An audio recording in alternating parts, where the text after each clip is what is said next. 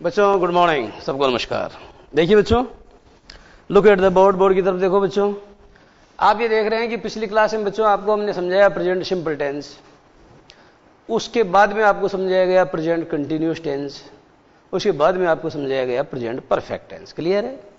अब present perfect आपका पूरा हो गया है, तो प्रेजेंट परफेक्ट कंटिन्यूअस आपको एक बार समझाता हूं, और उसके बाद में बच्चों प्रेजेंट टेंस से संबंधित एक मिसेलेनियस एक्सरसाइज, एक मिलीजुली एक्सरसाइज है, उसकी जानकारी मैं आपको देता हूं। किस तरीके से आप जो है जैसे कोई एक ऐसा सेंटेंस हो जिसमें प्रेजेंट सिंपल भी आता हो, कंटिन्यूअस भी आता हो, है? तो इस प्रकार का जो सेंटेंस है, उस सेंटेंस का प्रयोग आप जो है उसमें किस तरीके से आप जो है correct form of the verb भरते हैं, तो वो चीजें आपको समझाई जाएगी। अभी देखिए आप सबसे पहले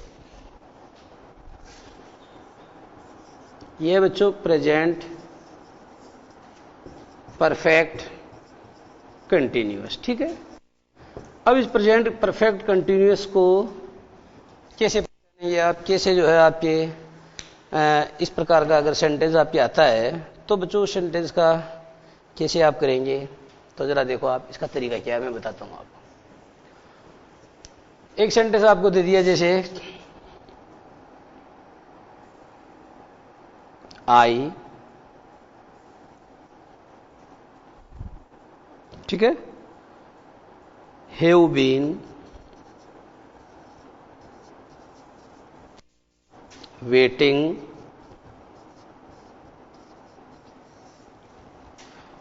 of you, I have been waiting of you since since की जगह बच्चों आप करो एक बार फॉर, ठीक है, फॉर, और यहां कर दिया आपने मॉर्निंग, ठीक है। ध्यान से सेंटेंस को देखना बच्चों, please look at the sentence very very very carefully. अब देखो बच्चों, इस सेंटेंस से संबंधित कुछ बातें जो आपको समझ लेनी चाहिए। पहली बात तो यह है कि इस सेंटेंस का मतलब क्या हुआ कि मैं सुबह से तुम्हारा इंतजार कर रहा हूं, मैं सुबह से तुम्हारी प्रतीक्षा कर रहा हूं।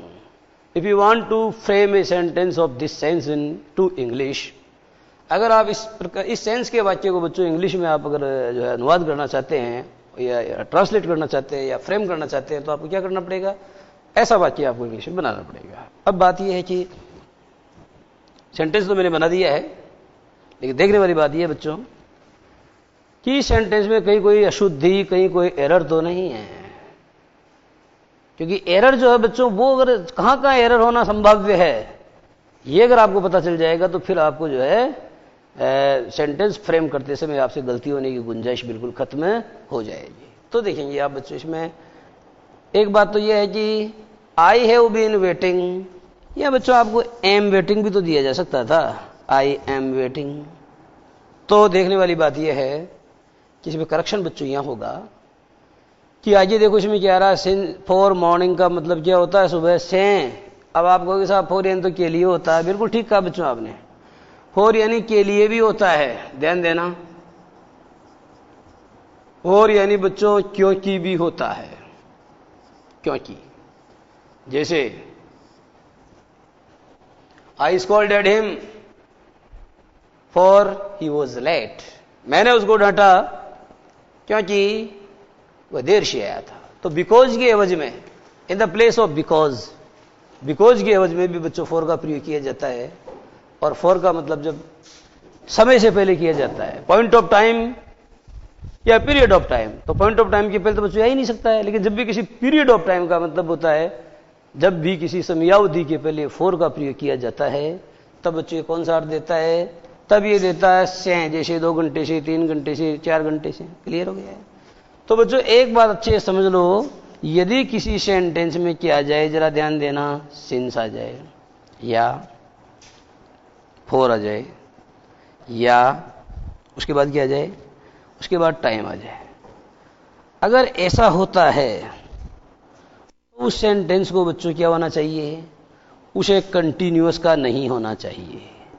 उसे क्या नहीं होना चाहिए, उसे कंटिन्यूअस का नहीं होना चाहिए। और अगर वो कंटिन्यूअस का है तो उसको काट के क्या करो बच्चों, मैं ये कहना चाहता हूं कि उसमें इज, एम, आर, प्रेजेंट की बात चल रही है, पास्ट में भी बताऊंगा ये बातें। तो इजम आर का प्रयोग हो रहा है, तो बच्चों इजम आर को काटो और उसके स्थान पे किसका प्रयोग करो। अगर सब्जेक्ट सिंगुलर है तो हेज बीन का करो, और सब्जेक्ट अगर प्लूरल है तो हैव बीन का करो। इतनी बात समझ में आ गई है? क्या समझाना चाहता हूं मैं बच्चों यह समझाना चाहता हूं कि जिस वाक्य में सिंस या फॉर के बाद में टाइम आ जाए तो वह सेंटेंस कंटिन्यूअस का हो नहीं सकता, और यदि है तो इन ऑर्डर टू अमेंड और in order to improve that sentence, उस वाक्य को अमेंड करने के लिए, इंप्रूव करने के लिए आपको क्या करना पड़ेगा? You will have to change the helping verbs, आपको बच्चों सहायक क्रियाओं को बदलना पड़ेगा। You will have to change the sentence into perfect continuous one, आपको उस वाक्य को परफेक्ट कंटिन्यूअस में बदलना होगा। क्लियर हो गई है? अब बात बच्चों एक तो यह है कि आई एम वाला तो गलत है, तो शुद्ध क्या बनेगा? आई हैव बीन, क्योंकि ये टाइम आ रहा, अगर ये टाइम नहीं आ रहा होता तब तो यहां एम भी चल जाता। अब आपने लिखा बच्चों I have been waiting, I have been waiting का मतलब मैं तुम्हारा इंतजार कर रहा हूं। आपको पहले ही समझाया जा चुका है कि AIT में जब आप ING जोड़ेंगे तो WAITTING नहीं होगा। क्यों नहीं होगा? क्योंकि टी एक कॉन्सोनेंट है, इसके ठीक पहले एक वोवल आ रहा है, इसके ठीक पहले एक वोवल आ रहा है। इसका मतलब जब किसी वर्ब के अंत में कोई कॉन्सोनेंट हो और उसके ठीक पहले एक नहीं बल्कि लगातार दो वोवेल्स का प्रयोग किया जाए तो उस वर्ब में ING जोड़ते समय या उस वर्ब की ING फॉर्म बनाते समय या उस वर्ब को प्रेजेंट पार्टिसिपल में बदलते समय क्या नहीं किया जाता? अंतिम कॉन्सोनेंट को डबल नहीं किया जाता। बात समझ में आ गई है?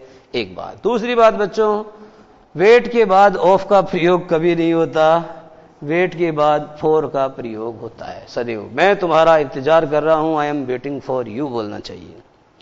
मैं उसका इंतजार कर रहा हूं तो आप कहोगे का को तो आप बोलते होंगे, लेकिन बच्चों वेट फॉर होता है, वेट ऑफ नहीं होता है। प्रिपेयर फॉर होता है, मैं परीक्षा की तैयारी कर रहा हूं।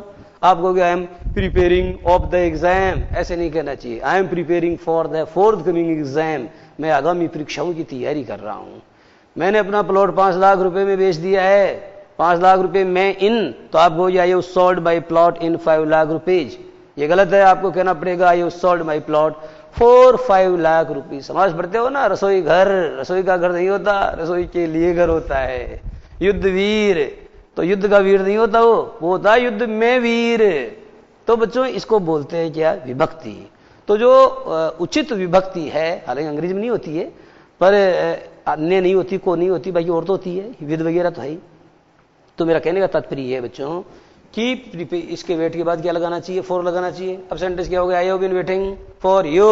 अब बच्चों मॉर्निंग जो है उसको पॉइंट ऑफ टाइम माना जाता है, पीरियड ऑफ टाइम नहीं माना जाता। इसे पॉइंट ऑफ टाइम माना जाता है, इसे पीरियड ऑफ टाइम नहीं माना जाता।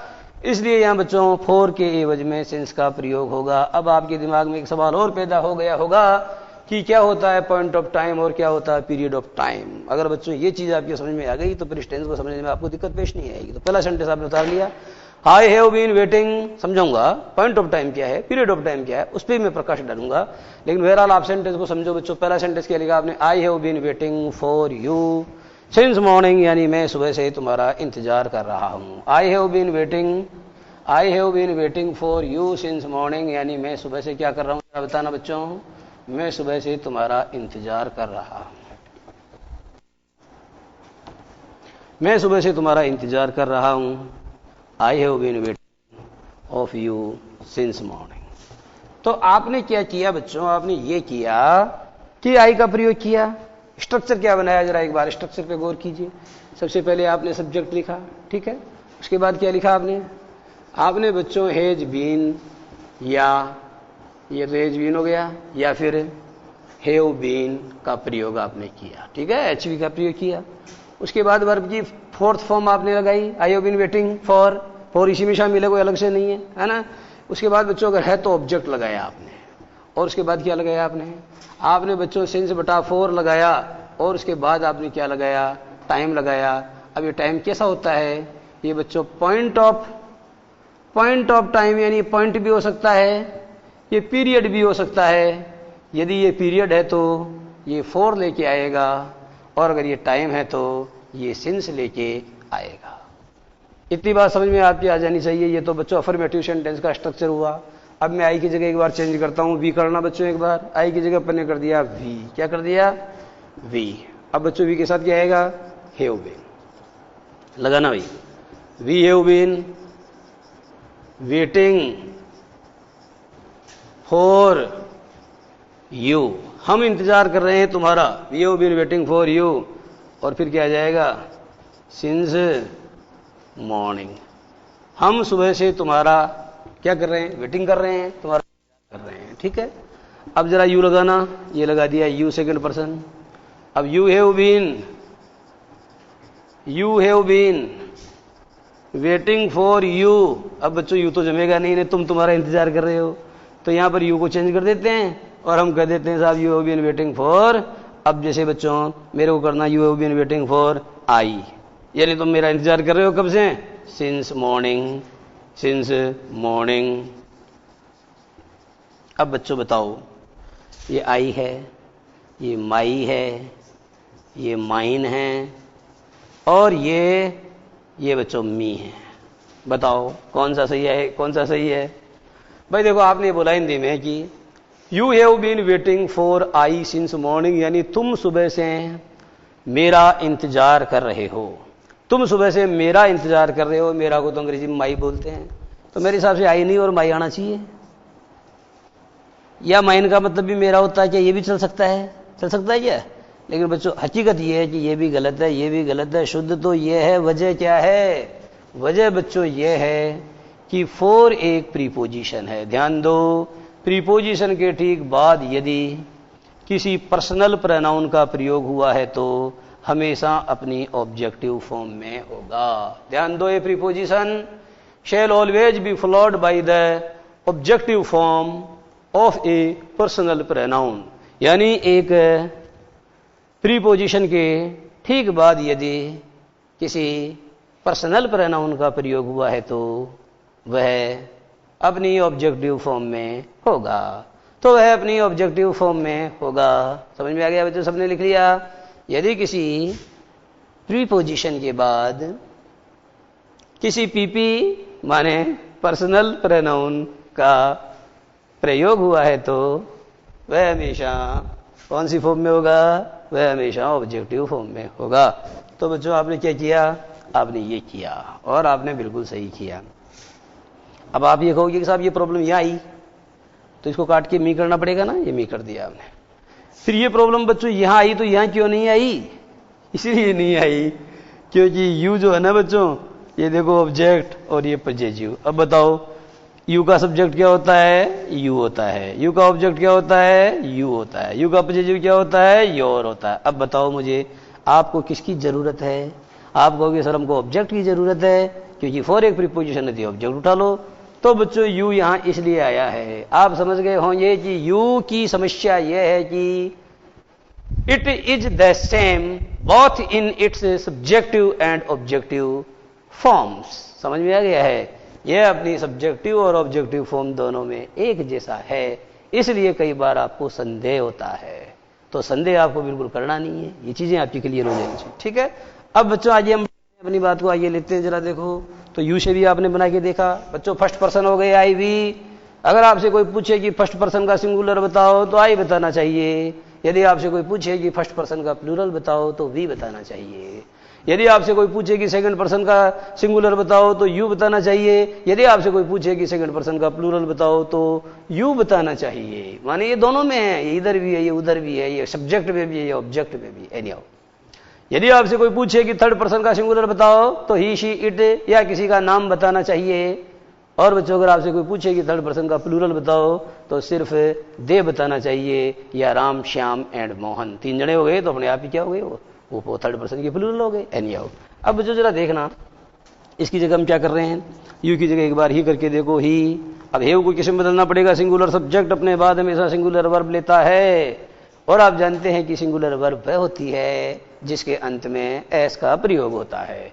चूंकि हेव के अंत में एस नहीं आ रहा है इसलिए आपको हेज का प्रयोग करना पड़ेगा। बताओ क्या हो गया, ही, ये आ गया साहब has been, he has been. कोई समस्या, बस ही चेंज है बच्चों और कुछ नहीं। ही हेज बीन वेटिंग उतारना, he has been waiting for me, अरे भाई मुझे जाने दो, वो घर पे क्या कर रहा है, मेरा इंतजार कर रहा है, ऐसे बोलते हैं, है ना। घर पे नहीं कर रहा तो पार्क में कर रहा है, कहीं भी कर रहा है, लेकिन वो तो कर रहा है ना। क्या कर रहा है, इंतजार कर रहा है। तो बच्चों आपसे पूछा जाता है जी तो आप क्या बोलते हैं, he has been waiting for me since morning, वो सुबह से मेरा वेट कर रहा है, अब मुझे जाना होगा। I shall have to leave now, I shall have to leave now का मतलब अब मुझे जाना होगा, because somebody, I mean he is waiting for me since morning. Clear हो गया है।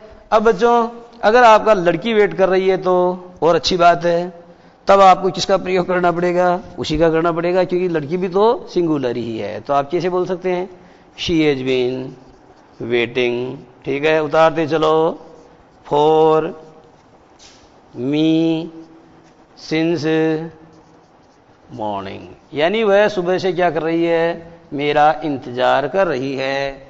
और बच्चों एक सेंटेंस लिखो, दे से बनाओ जरा, कैसे बनाओगे, दे तो प्लूरल है ना, तो वापस हैव बीन लाओ, दे हैव बीन, कोई समस्या यहां तक, they have been waiting, they have been waiting, फिर लगाओ फॉर मी सिंस मॉर्निंग। तो बच्चों आशा है कि आपको ये बात समझ में आ गई होगी। अगर बच्चों कोई सोफिया वेट कर रही है तो सोफिया लिख दो, SOPHIA, सोफिया भी एक वचन है तो एज लगा दो, क्योंकि सोफिया 4-5 थोड़ी है, और है भी तो वो पर्टिकुलर तो एक ही है। अब बताओ बच्चों, पूरा का पूरा यूं का यूं आप उतार लीजिए। इन सभी वाक्यों को पढ़ने के बाद में बच्चों आपने क्या निष्कर्ष निकाला, यह है देखने वाली बात। यही है बच्चों इंडक्टिव मेथड मेरा। मैंने आपको I have cited so many examples before you, मैंने आपके सामने बच्चों अनेक उदाहरण दे दिए हैं, अनेक भी नहीं तो कुछ एक तो दे ही दिए हैं, ठीक है।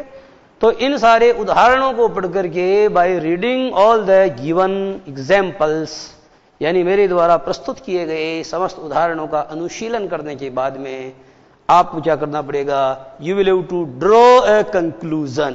आपको बच्चों क्या करना पड़ेगा, एक निष्कर्ष निकालना पड़ेगा, जैसा कि आप हमेशा निकालते आए हैं। And the conclusion drawn by you, और वह निष्कर्ष जो तुम्हारे द्वारा निकाला जाएगा, शैल बी द रूल, वही बच्चों रूल बनेगा, वही नियम बनेगा। इसलिए नियम अलग से कुछ नहीं होता है। आप उदाहरण, एक उदाहरण, 2 उदाहरण, 3 उदाहरण को पढ़कर ये खुद एक नियम बना सकते हैं। जैसे बच्चों राम एक लड़का है, उसके 2 हाथ हैं। फिर आपने बोला कि साहब अलेक्स एक लड़का है, उसके भी 2 हाथ हैं। फिर आपने बोला कि इकबाल एक लड़का है, उसके भी 2 हाथ हैं। तो बच्चों हमने एक नियम बनाया, एक निष्कर्ष बनाया कि लड़कों के करीब करीब सबके ही 2 हाथ होते हैं। कोई अपवाद स्वरूप अगर मान लो किसी का हाथ टूटा हुआ है या है ही नहीं, शुरू से ढूंढ है वो एक अलग बात है, that may be the exception to the rule, वह नियम का अपवाद हो सकता है। परंतु बच्चों हमने एक साधारण नियम बनाया कि ज्यादातर या साधारणतः सभी लड़कों के कितने हाथ होते हैं, 2 हाथ होते हैं। इन द सेम वे, ठीक उसी प्रकार से बच्चों आप इनको पढ़ेंगे, पढ़ करके आप निष्कर्ष निकालेंगे और वही क्या बन जाएगा, आपका नियम बन जाएगा। तो बच्चों इस क्रम में अपनी बात जारी रहेगी, परंतु इससे पहले हम लेंगे 2 मिनट का ब्रेक।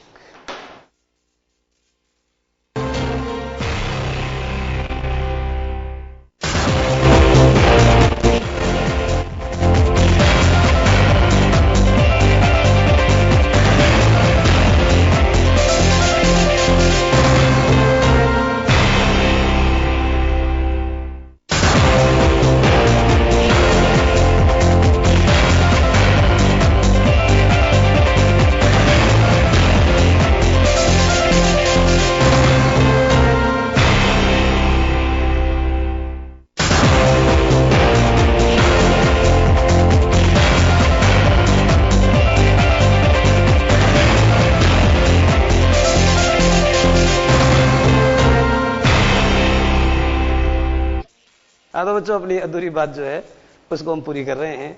आपने बच्चों जितने भी सेंटेंसेस बोर्ड पर लिखे हैं सबको न केवल आपने उतारा, अपितु ये जो आपको इंटरवल मिला था इसमें आपने सभी वाक्यों का अनुशीलन किया। अनुशीलन करने के बाद में बच्चों आपने क्या जाना, बहुत आसान बात है जो आपने जानी। पहली बात तो बच्चों आपने ये जानी होगी कि प्रेजेंट परफेक्ट कंटिन्यूअस टेंस वह होता है। क्या जाना बच्चों आपने, प्रेजेंट परफेक्ट कंटिन्यूअस टेंस वह होता है। क्या होता है, गौर से देखना बोर्ड की तरफ। प्रेजेंट परफेक्ट कंटिन्यूअस टेंस वह होता है जिसमें हैज बीन या हैव बीन के साथ वर्ब की फोर्थ फॉर्म का प्रयोग किया जाता है। पहला नियम, दिस इज द रूल। यदि किसी वाक्य में बच्चों क्या है जरा देखो, हैज बीन, ध्यान देना, और हैव बीन के साथ किसका प्रयोग हुआ है, वर्ब की फोर्थ फॉर्म का प्रयोग हुआ है, तो उस सेंटेंस का टेंस कौन सा होगा, प्रेजेंट परफेक्ट कंटिन्यूअस। पहला नियम, कौन सा नियम, पहला नियम। आगे बढ़ो, अब हम बताते हैं आपको दूसरा नियम।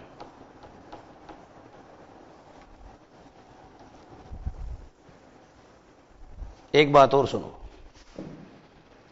यदि किसी वाक्य में हैज बीन और हैव बीन का प्रयोग तो हुआ है, ध्यान दो, लेकिन आगे वर्ब की किसी भी फॉर्म का प्रयोग हुआ ही नहीं है। समझ में आ गई है बात? यदि किसी वाक्य में हैज बीन या हैव बीन का प्रयोग तो हुआ है परंतु आगे वर्ब की किसी अन्य फॉर्म का प्रयोग हुआ ही नहीं है, तो उस वाक्य का टेंस कौन सा होगा? तो सीधी सी बात है बच्चों, ऐसे वाक्यों में हैज और हैव तो HV का काम करेंगे, और बीन क्या होती है, बीन आप जानते हो बच्चों, बी एक वर्ब होती है, इसकी फर्स्ट फॉर्म होती है इज, एम, आर, क्लियर हो गई है। इसकी सेकंड फॉर्म होती है वाज, वर, क्लियर हो गई है, और इसकी थर्ड फॉर्म होती है BEEN, बीन। तो बताओ ये वर्ब की थर्ड फॉर्म हुई कि नहीं हुई? तो बच्चों हैज हैव के साथ वर्ब की थर्ड फॉर्म का प्रयोग हुआ है। तो अगर इस प्रकार की बनावट है तो उस वाक्य का टेंस बच्चों कौन सा होगा, प्रेजेंट परफेक्ट होगा, प्रेजेंट परफेक्ट कंटिन्यूअस नहीं होगा। बात समझ में आ गई है? यदि किसी सेंटेंस में सिर्फ हैज बीन या हैव बीन का प्रयोग हुआ है लेकिन आगे किसी वर्ब का प्रयोग हुआ ही नहीं है, तो that sentence shall always belong to the present perfect tense of English. वह सेंटेंस हमेशा अंग्रेजी के प्रेजेंट परफेक्ट टेंस का होगा। उदाहरण से आपको अपनी बात समझाएंगे। उदाहरण बच्चों एक एग्जाम्पल है, बहुत आसान है, बार मैं बोलता भी रहता हूं, उस उदाहरण को आप याद ही कर लो ताकि आपका कॉन्सेप्ट हमेशा के लिए क्लियर हो जाए। सेंटेंस है बच्चों, have you ever been to America. देखो बच्चों, have you ever been to America, have you ever been to America. अब बच्चों आप देखो इसमें क्या बात है। इसमें बात एक तो देखो हैव आ रहा है, आगे उठा लाए आप, क्योंकि जब भी कोई वाक्य प्रश्नवाचक बनता है तो बच्चों क्या करते हैं हम, सहायक क्रिया में अगर एक से ज्यादा शब्द होते हैं हैज बीन, तो वो हैज बीन उठ के थोड़ी जाएगा, आगे सिर्फ हैज या हैव जाएगा, बीन अपनी जगह रहेगा। तो बीन तो अपनी जगह, यहां से हैज को उठाया आपने, हैव को उठाया, तो have you ever been to America. क्या आप कभी अमेरिका जाके आए हो? इसका मतलब होता है बच्चों have you ever visited America. क्या मतलब होता है, have you ever visited America, क्या तुमने कभी अमेरिका को विजिट किया है? इसका मतलब बी यानी होना, और बी माने विजिट करना भी होता है, बी यानी बनना भी होता है, बी यानी बनना भी होता है, बी यानी होना भी होता है, बी यानी रहना भी होता है, बी यानी विजिट करना भी होता है। ये बच्चों कई प्रकार की मीनिंग देती है। पे नहीं है, पे। अब पे यानी क्या होता है, चुकाना होता है। ये वर्ब तो काफी दिनों तक मुझे कंफ्यूज करती रही। तो इसमें समस्या क्या है, जब हम छोटे थे तो हम नवोदय विद्यालय में पढ़ते थे, पढ़ाते समय टीचर बोलती थी हमको please pay attention in the class.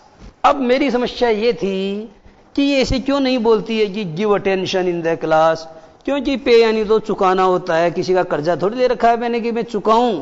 पर अंग्रेजी में बच्चों ऐसे ही होता है, pay attention, please pay attention in the class, यानी कृपया कक्षा में क्या करो, ध्यान दो। तो ध्यान देने के लिए गिव भी एक शब्द है हमारे पास में, लेकिन हम इसका प्रयोग नहीं कर सकते, पे के अटेंशन के साथ पे का ही प्रयोग करते हैं। इन द सेम वे, ठीक उसी प्रकार से देखो, व्हाई डोंट यू पे विजिट, व्हाई डोंट यू पे विजिट विद योर फैमिली। ठीक है, तुम अपने परिवार के साथ जो है कभी कोई विजिट क्यों नहीं करते हो मेरे घर पर? तो पे ए विजिट, ऐसा नहीं why don't you do a visit, do का प्रयोग नहीं कर सकते हैं। उसी तरीके से मोदी बहुत अच्छा भाषण देते हैं, तो मैं कहता हूं Modi gives a very good lecture, ऐसे नहीं बोलते हैं, Modi delivers a very good lecture. Delivery देना होता है, डिलीवर का मतलब कोई डिलीवरी भी होती है, वो भी डिलीवरी है। उसी तरीके से डाकी आता है यार आपके घर पे, क्या करता है, पोस्ट को देके जाता है, वो भी डिलीवरी है। जब कोई मरमरा करके जो है उसकी मोक्ष हो जाती है तो वो भी डिलीवरी है, मुक्त हो जाता है वो। तो मेरा कहने का मतलब ये हुआ बच्चों, इस वर्ब के ऊपर जरा गौरी करने की जरूरत है, बी के ऊपर, पे के ऊपर, है ना। एक मेक है तो मेक के बारे में बताया, don't make a noise, class में शोर मत बनाओ, नहीं मत मचाओ।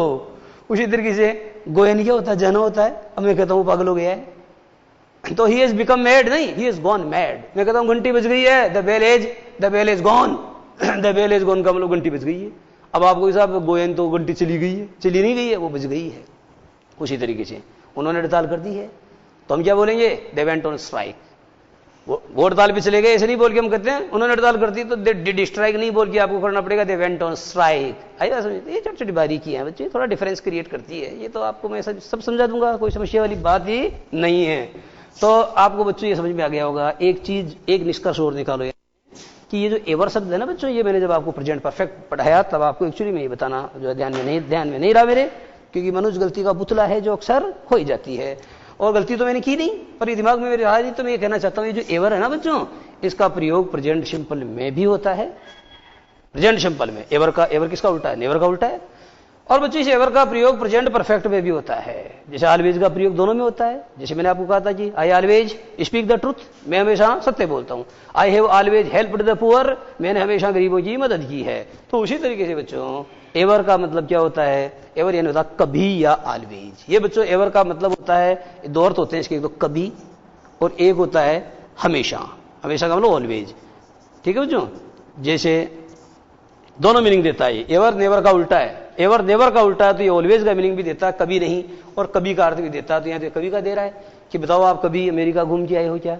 तो आपने क्या देखा बच्चों, समझ में आ गया है। ये सहायक क्रिया है, ये वर्ब की थर्ड फॉर्म है। तो इसका टेंस अगर पूछा जाए तो कौन सा बताओ, ये प्रेजेंट परफेक्ट टेंस बताओ। ये कौन सा टेंस बताओ, ये प्रेजेंट परफेक्ट टेंस बताओ। ये इस तरीके से बच्चों ये बात भी आपकी समझ में आ गई होगी। अच्छा, पहला निष्कर्ष क्या निकाला आपने, पहला निष्कर्ष आपने बच्चों ये निकाला था, ये अगर किसी सेंटेंस में हैज बीन या हैव बीन के साथ वर्ब की फर्स्ट फॉर्म में आईएनजी का प्रयोग हुआ है, फोर्थ फॉर्म लिखूं तो समझ लेना वर्ब की फर्स्ट फॉर्म में आईएनजी। यदि प्रेजेंट पार्टिसिपल बोलूं तो समझ लेना वर्ब की फर्स्ट फॉर्म में आईएनजी। यदि आईएनजी फॉर्म बोलूं तो समझ लेना वर्ब की फर्स्ट फॉर्म में आईएनजी। क्लियर हो गया है। यदि किसी सेंटेंस में हैज बीन या हैव बीन के साथ वर्ब की प्रेजेंट पार्टिसिपल फॉर्म का प्रयोग हुआ है, या वर्ब की फोर्थ फॉर्म का प्रयोग हुआ है, या वर्ब की आईएनजी फॉर्म का प्रयोग हुआ है, तो उस सेंटेंस का टेंस हमेशा कौन सा होगा, प्रेजेंट परफेक्ट कंटीन्यूअस। क्लियर हो गई ये बात। अगर ये बात क्लियर हो गई है तो ये भी जान लो बच्चों कि ऐसे वाक्यों का जब आप हिंदी अनुवाद करोगे तो क्या स्थिति रहेगी, जरा बताओ। ऐसे वाक्यों का हिंदी अनुवाद करोगे तो कैसे बोलोगे, वह सुबह से मेरा इंतजार कर रहा है, तो सुबह से और रहा है। अब बच्चों मुझे ये बताओ कि मैंने से और रहा है के बीच में जगह क्यों छोड़ी। हालांकि आप किसी भी पब्लिकेशन की कोई भी पासबुक उठा के पढ़ोगे, कोई भी स्टैंडर्ड ग्रामर उठा के पढ़ोगे, तो वहां वैसा नहीं लिखा हुआ जैसा मैं लिख रहा हूं। लेकिन बच्चों सच ये है कि मैं सही लिख रहा हूं और उनसे कई गुना अधिक सही लिख रहा हूं। मैं ये तो नहीं कहता हूं कि वो गलत लिख रहे हैं, लेकिन मैं ये जरूर कहता हूं बच्चों कि मैं उनसे ज्यादा सही लिख रहा हूं। कैसे, वो ऐसे कि वह सुबह से मेरा इंतजार कर रहा है। तो जरा बताओ मुझे बच्चों, से रहा है पास पास है क्या, वह सुबह से। अब यहां क्या आएगा, मेरा, ठीक है, और ये आ गया इंतजार। ये दोनों बीच में आएंगे। अब इसमें मेरा इंतजार आएगा, कभी कोई दूसरा शब्द आएगा, कभी कोई तीसरा शब्द आएगा, लेकिन ये से और रहा है पास पास सट करके कभी नहीं आएंगे। That's why it's necessary, it's essential to give a space between them. इसलिए उनके बीच में एक स्पेस देना बेहद जरूरी है। ये नया प्रयोग है हमारा, आप किसी भी किताब को उठा के देख लेंगे, इस तरीके की आपको कहीं भी लिखावट नहीं मिलेगी। ये तो क्या है, मेरा ही क्या है, आविष्कार है आप लोगों के लिए, है ना। तो से रहा है। अब बच्चों अंडरस्टूड है, लड़की है तो क्या करोगे, लड़की है तो क्या, वो मेरा सुबह से क्या कर रही है, जरा बताना। वो मेरा सुबह से इंतजार कर रही है। कोई समस्या। अब बताओ, अगर मान लो मैं खुद ही वेट कर रहा हूं किसी का, तो क्या बोलूंगा, से रहा हूं, ऐसे ही बोलोगे। और अगर मान लो मैं तो पुरुष हूं, लेकिन अगर मैं एक पुरुष न होकर के एक मैडम होता, मेरा मतलब एक महिला होता, तो मैं अपने लिए क्या बोलता, से मैं रही हूं बोलता। क्या बोलता, से रही हूं बोलता। ओके, और आगे जरा देखो, अगर मान लो प्लूरल है तो क्या बोलेंगे आप, प्लूरल है तो आप बोलेंगे से रहे हैं, ठीक है। और बच्चों एक बात और है, अगर मान लो आप सामने वाले व्यक्ति को, सेकंड पर्सन को कह रहे हो, तो क्या कहोगे, से रहे हो, यानी तुम 2 घंटे से मुझे क्या कर रहे हो, मुझे तंग कर रहे हो, मुझे डिस्टर्ब कर रहे हो। तब आपको कहना पड़ेगा, you have been disturbing me for 2 hours. तुम मुझे 2 घंटों से डिस्टर्ब कर रहे हो। बच्चों लिखने वाली बात है, बहुत काम की बात है। तो ये है बच्चों आप अगर किसी भी प्रेजेंट परफेक्ट कंटीन्यूअस टेंस के वाक्य का हिंदी में अनुवाद करोगे तो आपको वाक्य के अंत में इनका प्रयोग करना पड़ेगा। यदि बच्चों ये बात क्लियर हो गई है तो हम आगे वाली बात पे चलते हैं। अब बच्चों प्रश्न ये है कि ये सिंस और फॉर का चक्कर क्या है। तो आप जानते हैं बच्चों, सिंस और फॉर का चक्कर तो बहुत ही सरल है। जैसे मैंने आपको कहा वह 2 घंटे से मेरा इंतजार कर रहा है, तो क्या बोलोगे बच्चों, 2 घंटे से मेरा इंतजार कर रहा है, ये है पीरियड ऑफ टाइम, यानी ये समय की अवधि है, पीरियड ऑफ टाइम, और इसके लिए आएगा for 2 hours। अब बच्चों प्रश्न ये है कि आप ये पूछोगे मुझसे कि सर आपने इसको पीरियड ऑफ टाइम कह दिया परंतु आपने इसको पॉइंट ऑफ टाइम क्यों नहीं कहा। इसके पीछे बच्चों एक बहुत ही गजब की वजह है मेरे पास। वो वजह क्या है? वो वजह बच्चों ये है कि मैंने इसको पीरियड ऑफ टाइम इसलिए बोला क्योंकि वो 2 घंटे से मेरा वेट कर रहा है, 2 घंटे से। अब मुझे बताओ, अभी 9 बज करके अभी जो बच्चों 10 बज के 14 मिनट हो गई है, ठीक है। अब वो 2 घंटे जो है वो कब के हैं, आज के हैं या कल के हैं या 100 साल पहले के हैं, 100 साल पहले और 100 साल बाद कब के हैं वो। तो कहने का मतलब बच्चों ये है कि वो 2 घंटे निश्चित नहीं है। अगर मैं ये कहूं कि वह पिछले 2 घंटे से मेरा इंतजार कर रहा है तो 9 बज के 14 मिनट हो गए हैं, 60 मिनट एक बार घटाओ, 60 मिनट एक बार घटाओ, टाइम आ जाएगा, वो निश्चित हो गया ना। तो बच्चों जब पिछले 2 घंटे बोलूंगा, ध्यान देना, तो बच्चों for 2 hours होगा। लेकिन अगर मैंने कहा पिछले 2 घंटे तो मैं कहूंगा, जरा ध्यान देना, मैं कहूंगा बच्चों ये 4 है ना, इसको तो काट दिया हमने, यहां कहूंगा सिंस लास्ट 2 hours। क्या बोला मैंने, सिंस लास्ट 2 hours। क्लियर है। अब देखने वाली बात यह है कि लास्ट के एवज में कभी कभी PAST पास्ट भी आ जाता है, दोनों का मतलब होता है पिछले 2 घंटे, गत 2 घंटे, विगत 2 घंटे, कोई समस्या नहीं है। लेकिन एक समस्या आएगी बच्चों, अगर मैं आपसे कहूं कि वह उन पिछले 2 घंटों से मेरा इंतजार कर रहा था, अब और समस्या क्रिएट कर दी आपने। वो पिछले 2 घंटे वो कौन से, आज के, कल के, परसों के, ये वो शब्द लगाना खतरनाक हो जाता है जिसको अंग्रेजी में बोलते हैं बच्चों, क्या बोलते हैं, जिसको अंग्रेजी में बोलते हैं बच्चों, अगर बहुवचन है तो those 2 hours, एक है तो